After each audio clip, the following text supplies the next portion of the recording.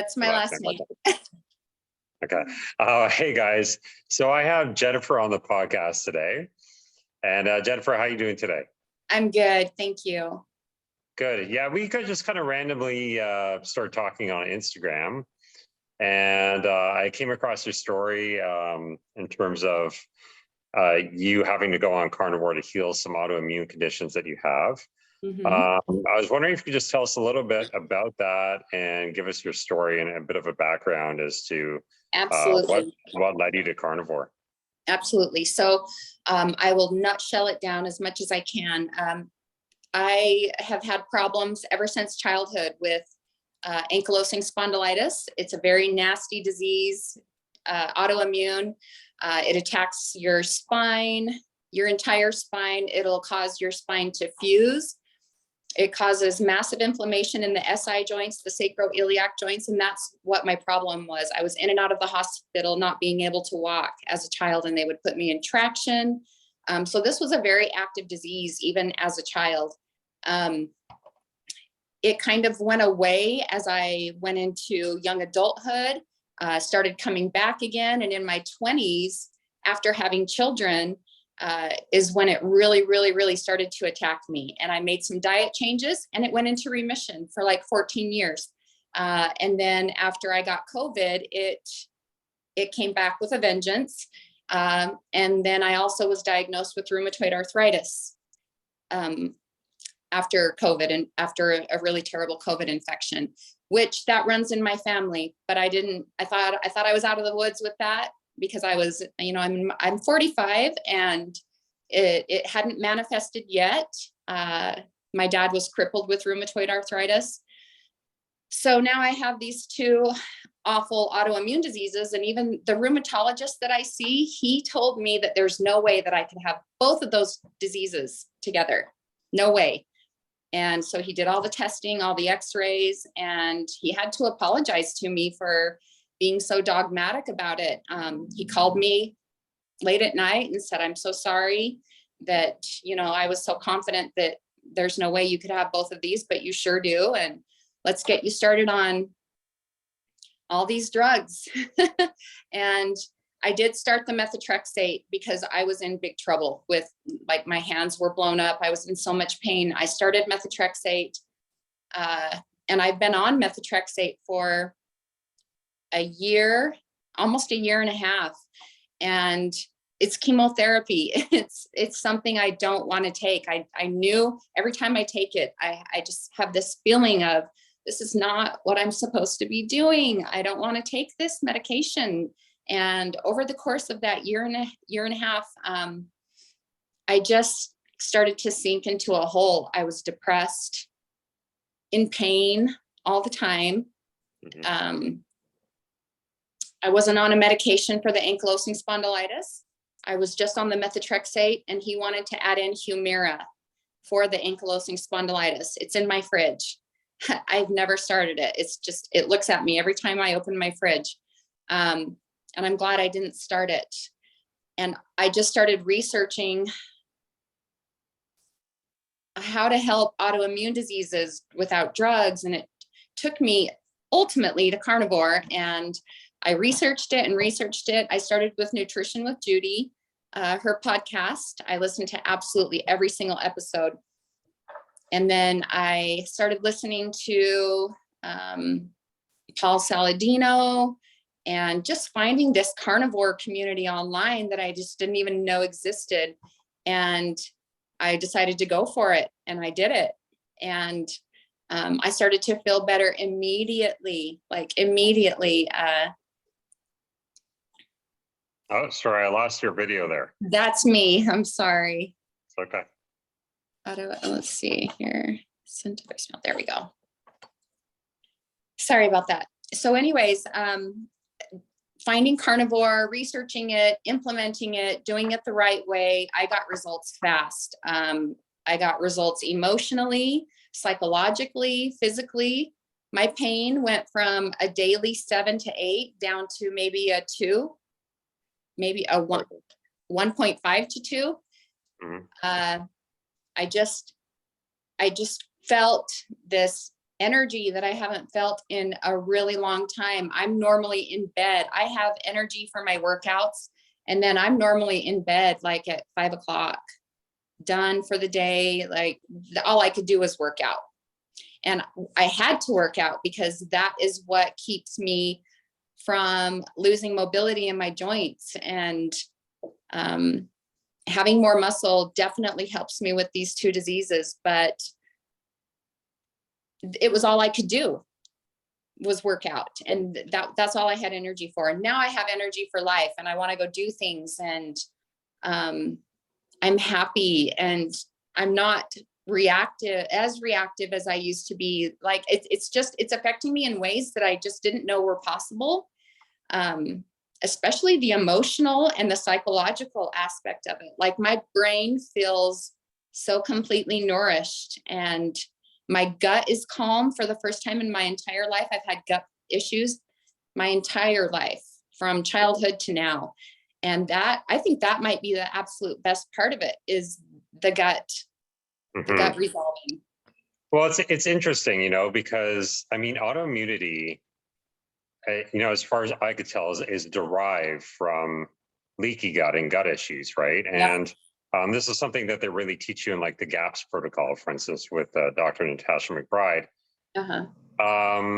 So it's interesting that, you could hop on a diet like carnivore, and it would just sort of obliterate a lot of these symptoms. I recently had a girl on, her name's JC, Lady Carnivore. She goes by Lady Carnivore, and she has the same thing.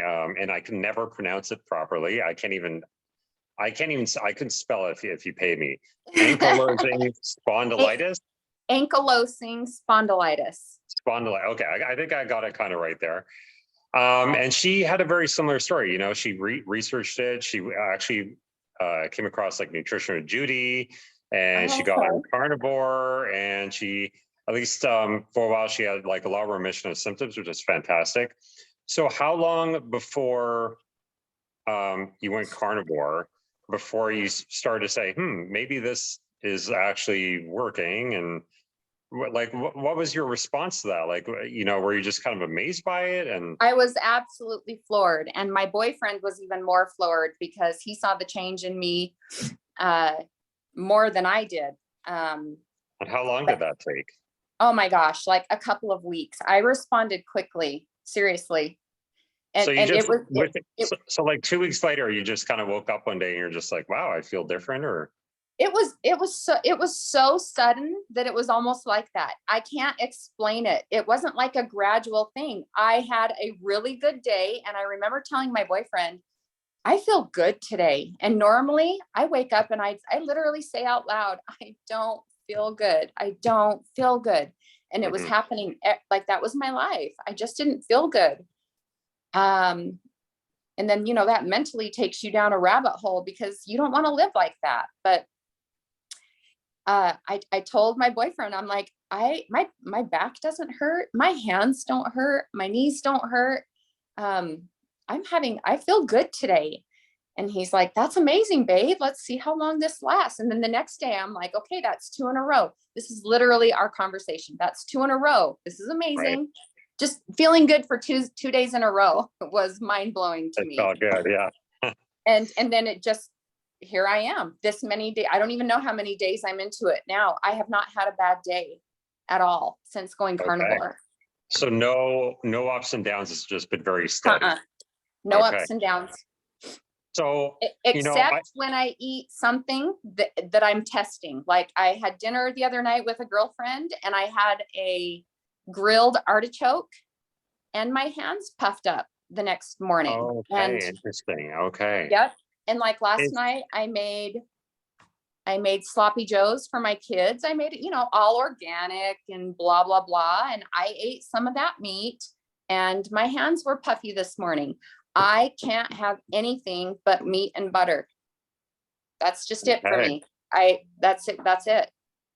So, okay. So, I'm sure a lot of people that are listening to this will want to know exactly what you eat, how often you eat. Like, we want to know the details, and including myself, right? Because I still suffer, and I like to learn from people that are really making a lot of progress. So Can you break down like what a day of eating would look like for you, if you don't mind?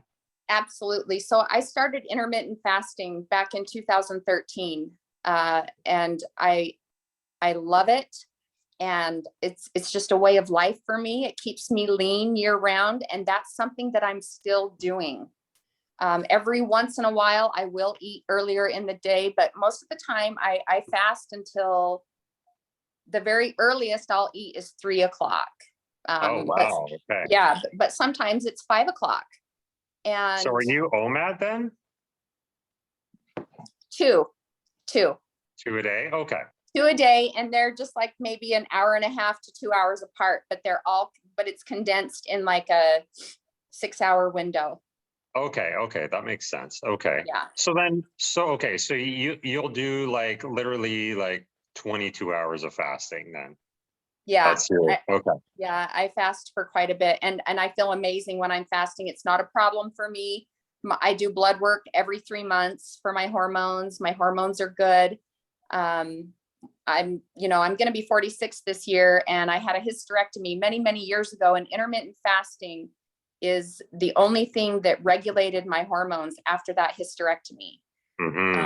So it's just something that it's just part of my life, and I don't plan on changing that because it works for me, and I'm still able to build muscle, and I work out fasted. I do salt water before. I just do a glass of salt water before the gym, and that's my pre-workout, and that works amazingly with Redmond salt. So when I break my fast, and I do electrolytes during the day, I do an electrolyte mix that I drink during the day just to keep me hydrated. And I notice that if I don't do that, I do get cramps in my legs. So in your calves mostly, or? Yeah. Yep. Okay. And so when I break my fast, it's with a steak. It's with a steak smothered in butter. And I just cook it on my stove, and it's either a chuck steak or ribeye is my absolute favorite. I'm obsessed with ribeye. I want to eat it every day. And when I travel or go somewhere, I want to find a restaurant that has the best ribeye. And I'm obsessed. And I'm a girl that didn't eat a lot of meat before. I didn't eat a lot of meat. I liked it, but I ate it when I craved it. I didn't eat it for life. Yeah. And I always cut all the fat off. And now I crave that fat. I can't wait. If my steak is a little too lean, I'm bummed, like I love the fat on it, and it's changed me. I never thought I would be eating the gristle off my steak, but anyway, so that, and it's usually a nice big 10 to 14 ounce steak, and I'll eat that. And if I'm not full, a lot of times that fills me up really full. Because I do use a lot of butter on it. I go heavy on the butter. How much do you mind? Like how much butter? Yeah. So it's cooked in butter, and then I put butter on top of it while it's hot, and then I put a little pat of butter on each bite. So, okay. So you just so you put a little bit of butter, a little bit of salt on top of that. So you don't like measure it exactly. You just kind of do it to taste. No measuring. Yeah, I don't measure anything. I don't count anything. I don't know how many calories I'm eating. I eat until I'm completely full and satiated. And then it's so hard to overeat on this diet. And sometimes I'm not eating enough because I'm so full, but yet I know instinctively that I didn't eat enough. So a lot of times I'm forcing myself to eat more because I'm satiated. I'm full. I'm good.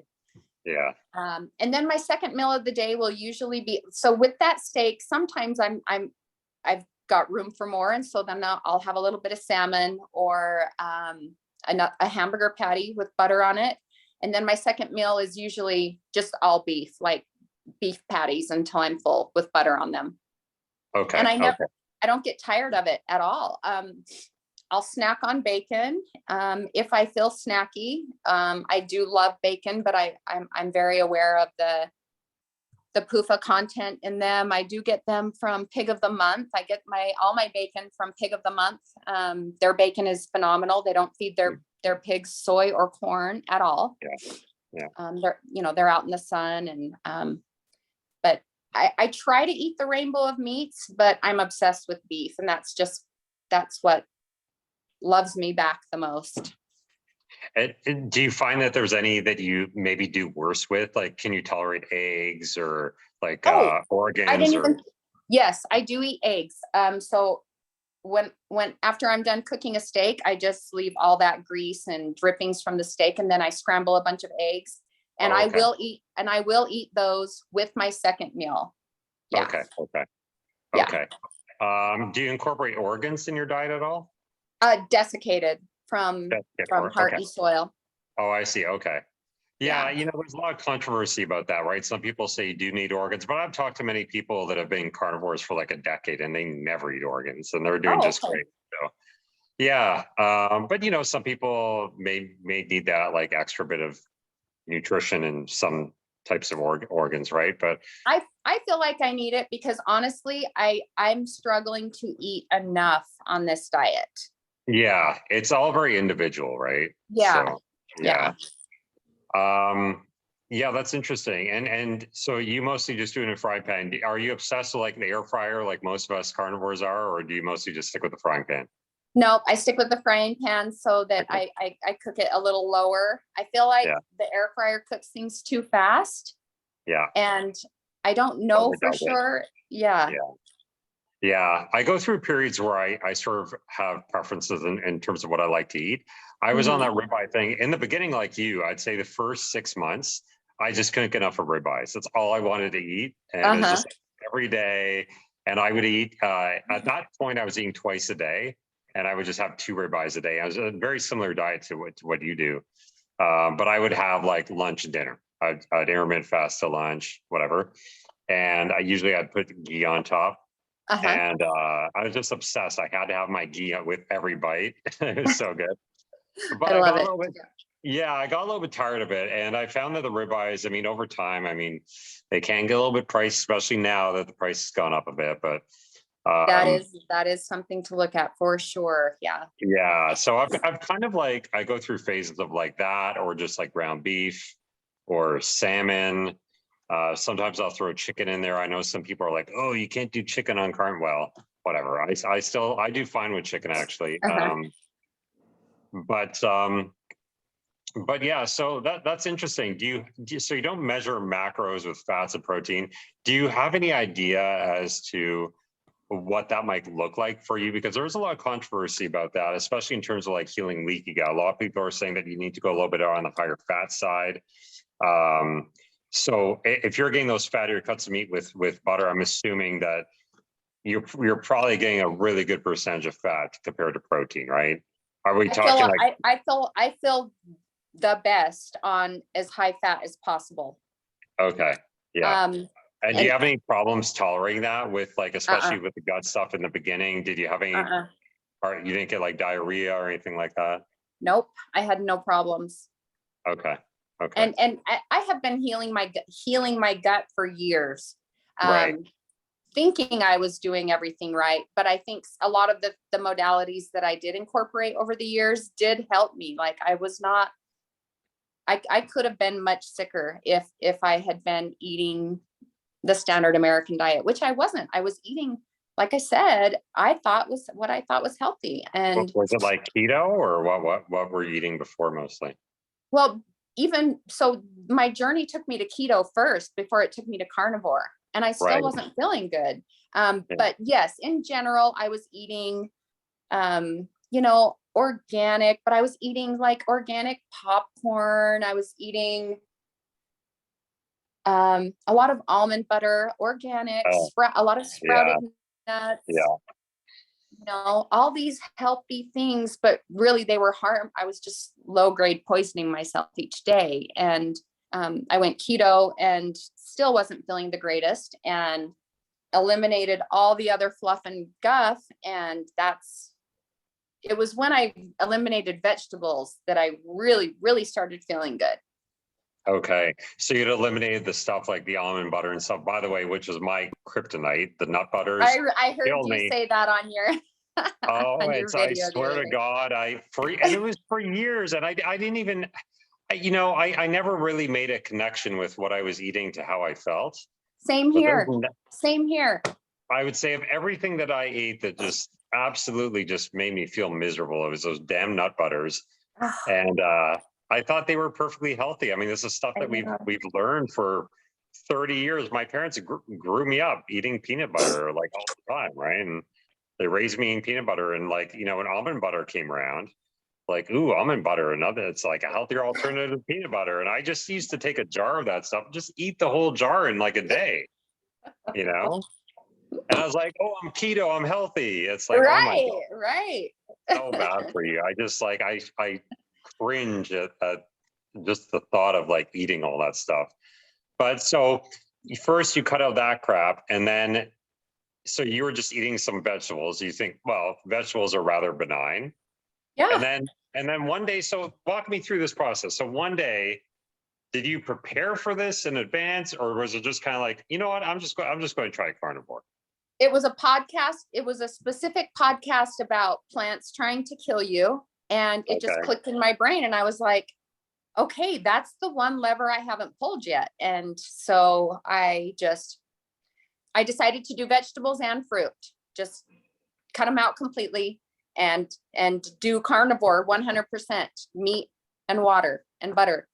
And it worked so fast, so Right. fast. Okay. But the first few days when you were doing it, and maybe you didn't see really any improvements yet, were you kind of like, what am I doing? Like, I don't know. I remember when I first started this, I thought to myself, this is crazy. And all my friends, my family, my wife, everyone's like, Scott, this is nuts. You know, you're going to Uh-huh. kill yourself. It's not good for you. Like, were you sort of second guessing yourself, or were you pretty? No, I had listened to so much research. I had listened to so Okay. many people talk about this way of eating already. Like I said, I spent months researching and listening, and I wasn't afraid at all. I was like, this is just what I need to do. And Yeah. I didn't think I could do it. That was the only caveat. I didn't think I could only eat meat. And so far I look forward to it every single day. And it's because of the feeling it gives me when I'm eating it and how I feel afterwards. I know what I'm going to get, and it just makes me so excited, and it tastes better every single time. It's bizarre to me. And when people find out what I'm doing, because I do look like the picture of health, Yeah, absolutely. Yeah. um, And so how old are people you want again? to You said know, well, you're 47? I'll be 46 in a few months. 46. Wow. Okay. Let's just Yeah. hold on. Let's do a bicep. You know, look at that. Wow. That's incredible. Yeah. That's incredible. That's absolutely incredible. So Yeah. it's just what I love. And I just can't sing its praises enough. It's totally changed my life. And my kids, my daughter is autoimmune. She's seen me get better, and she's on board. My son, who's 16, he has seen me get better. He's used to seeing me limp around and cry and be in bed and be depressed and be sad all the time. And he's seen the change, and he's on board. And I have people messaging me all the time because I'm posting little tidbits on social media about the food that I'm eating. And people are messaging me saying, like, what the hell? Like, do you eat steak every single day? And I'm like, you bet I do. And, they think they're fascinated by it because Yeah. they're seeing what it does for me. And they're like, I'm in a national contest right now. And right now I'm in first place. And if I want to win this so bad so that I can, I'll be interviewed, and I'll be on the cover of a national fitness magazine. And I want to talk. I don't want to win just to be on the cover. I want to win so that I can be interviewed and I can tell my story. Yeah. And help people, because I was honestly feeling so hopeless. I felt hopeless before I found carnivore. Absolutely hopeless. Like, it's funny. I have a fitness business, and bodybuilding is something I haven't been able to do in a long time. I do not. And people are like, "This guy's in fitness." No, he's not. He looks like an accountant. But anyway, but well, I hope you can get back to it. Yeah. But I have a lot of people, especially with like rheumatoid arthritis. So that's a huge one. I get tons of people with that, and they feel hopeless. And it's like, you just want to shout this diet from the rooftop sometimes. I'm not saying it helps everyone. Look, I have turned someone onto the diet and it didn't really help them that much. Now, I don't know if they were doing it strictly. They Obviously, had to have been doing something wrong. They had to have been doing something wrong. They could have been doing something wrong. Maybe they were sort of fibbing a little bit in terms of how strict they were, whatever, right? But for the most part, the people that I've talked to that I've turned on to it, I've really seen a lot of progress, right? And you just want to shout it from the rooftops, but at the same time, you feel like you can't, because I don't think a lot of people would be open-minded enough to hear this and be like, maybe I could eat meat only, because we're so brainwashed into thinking that meat's going to kill you and it's going to give you heart disease. And with my business, I provide our clients with working with a nutritionist, right? And the nutritionists, I've been trying to get them more onto more meat, right? But the old conventional advice out there is always eat lean meat, go with chicken, avoid beef at all costs, avoid butter at all costs. That shit's going to kill you. And, I just don't know how to go about convincing people. And I think that for me, it's kind of difficult because I haven't made it to the other side yet. And I see people like you, and you're such an inspiration. You're out there, you're lifting weights, you've made so much good progress. And I could see that you being such a, such a an inspiration for other people dealing with ankylosing spondylitis. You are so close. You're so close. Ankylosing just call spondylitis. It AS. You can just call it AS. Okay, AS and rheumatoid arthritis. And I think it's so important that we bring exposure to that, right? That you don't just kind of forget about, even if you do feel 100% one day, that you don't just sort of sweep it under the rug. It's really important to bring that exposure to help other people get over this. And I know there's a lot of people out there that will take it to the extremes that you have, even though, do you feel like this is an extreme for you? Like, does this feel like you're really compromising your life by? Not at all. Not at all. And people say, whoa, that is extreme. And don't you get sick of it? And I haven't been doing it a terribly long time, but I know my personality, and I feel so good eating this way that I can't get sick of it. The excitement that I have and the passion that I have for it it's not going to wane. It's not going anywhere. I want to help other people. And my rheumatoid was bad. I didn't just have a little bit of rheumatoid. I had the big kahuna, and it was devastating. And so to be off the methotrexate is mind blowing to me. Each day I just look at my hands and I move them. I'm like, am I tricking myself into thinking this is working, or is it really working? And it's really working. My feet, I have a hard time walking on hard floors because it hurts, and I can do that now, barefoot. And I got off on a tangent. Did you ask me a question and I didn't answer it? I ramble on so much. People get say, I ramble on. I can't remember even what I asked half the time. But I think what I asked you was, my brain fog is still there. What's that?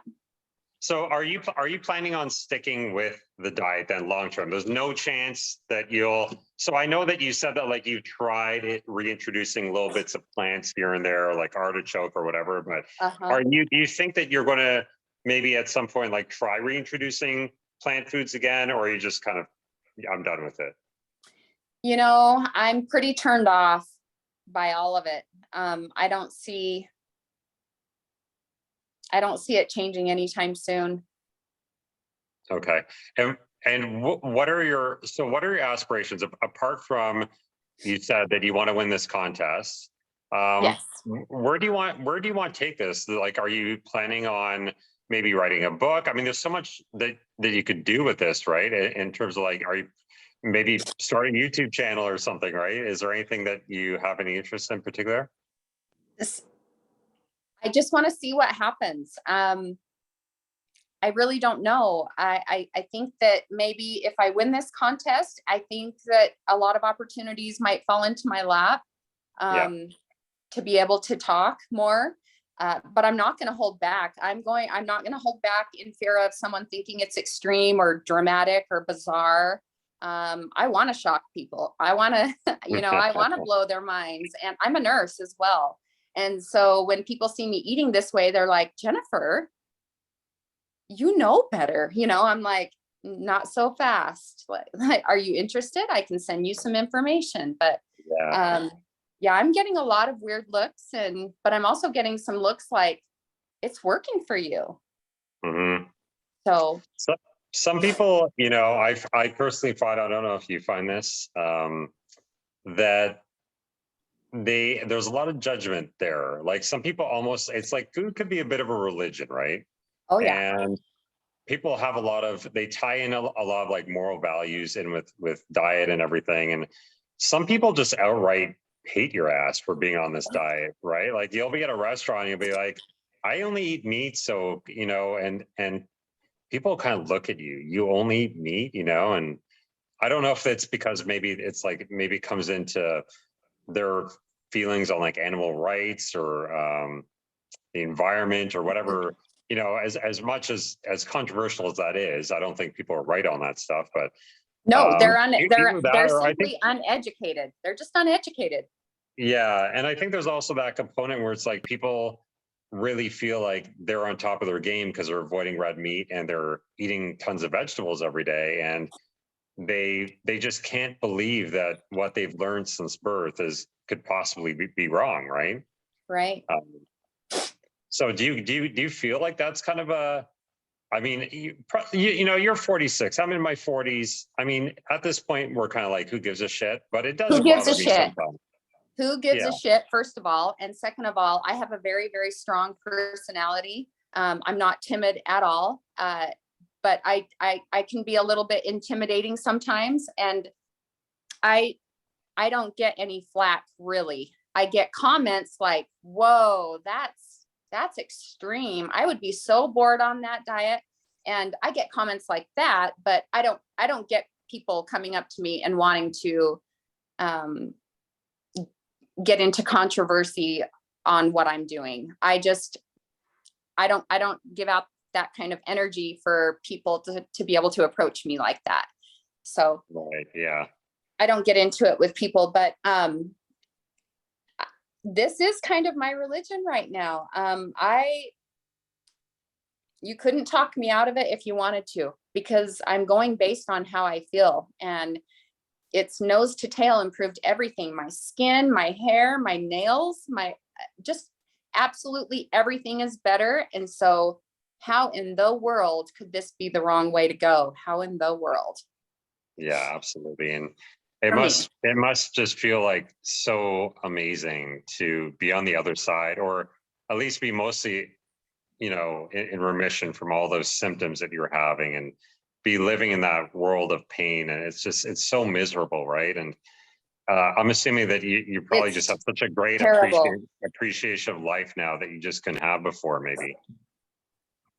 It's true. Yeah. It's true. And I wouldn't have had the confidence nor the energy to even enter that contest, because it's taking a lot of energy to get votes and put myself out there, when before I hadn't posted anything on social media for over 2 years. So now I'm active back on social media, and I'm getting a lot of feedback from people, and a lot of people asking a lot of questions, and I love it. I just love it. I want to get exposed. I want the exposure. I want to talk about it. Even if I can just help one person who's feeling hopeless, I don't know. I just don't believe it was an accident that this was in my path, and that I found it, and it was at the exact time I needed it. Like, it couldn't have been more perfect timing. And it's changed my life. Yeah, it's strange when I think back on my own life, and I've heard so many people speak about this, that you're at a period in your life where you know, maybe not everything's going quite right for you. And, you know, whether you want to call it like fate or sort of, you know, maybe a path you chose subconsciously, it's brought you to where you needed to go. And that suffering has brought a great deal of purpose in your life, right? And now you can help others with it. And Yes. there's so much good that could come from all that pain, right? And that's a message I really try to bring home to people, that, you know, if you don't have anything to work towards in terms of deriving purpose from the suffering, it's going to make the suffering so much worse. Sure. You know, you can't go through this thinking that it's for no reason, you know. Right. So that's such an amazing story, and I really hope that you're able to win that contest and get the message out there. How could people help you? How could people find you?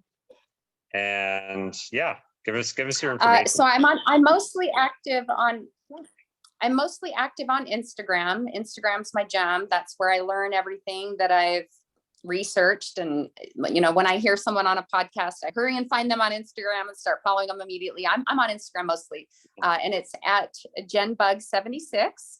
And I'm also on Facebook, Jennifer Likness. And everything that I do on Instagram, I just automatically share it to my Facebook. So they're pretty much identical. But everything with the contest is on Instagram. So go vote for me, you know, help me win this thing so I can preach about carnivore and just give that little nudge to the world and, you know, have them start thinking a little bit differently. Yeah, so that's where I'm at. Yeah, well, Jennifer, thanks so much for coming out. I'm going to link your information. Yeah, I'm going to link your information in the description, and I'll also link your contest because I'm really rooting for you to win here. So, I want you guys to vote for her and follow her. You know, get her some exposure. Let's get her story out there, and let's help other people. Thanks, you guys. Thank you so much. It was very nice talking to you and meeting you, Scott. You too, Jennifer. Thanks so much. Have a good day. Bye, everyone.